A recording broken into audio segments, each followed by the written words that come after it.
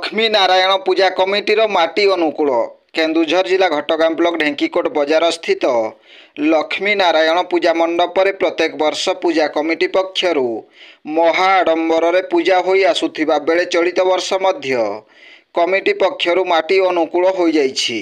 2 दिन पूर्व कमिटीर समस्त सभ्य एकत्रित होई किपरि सुचारू रूपे कार्य संपादन होई पारिबो से विषय रे आलोचना होइथिबा बेले आज माटी अनुकूल हो जाइछि।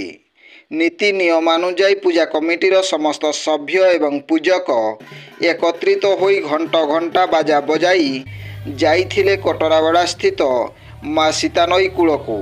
सेठारे पूजक ओम प्रकाश शतपथी पूजार्चना करिथिबा बेले कर्ता भावे श्रीधर राउल, रतिकांत बेज, लक्ष्मीधर नाथ, रवींद्र नायक, सुरेंद्र कुमार साहू, चक्रधर राउल, नवकिशोर मंडल, वृंदावन नायक, शांतनु कुमार सिंह, निमाईचरण नायक प्रमुखंक उपस्थिति रे माटी अनुकूल हो जाइछि। ब्यूरो रिपोर्ट जनजागरण ओडिया। वीडियो गुड़िक आपण मानकु भल लागुथिला हम चैनल को सब्सक्राइब करने सह लाइक शेयर करने को भूलंतु नहीं।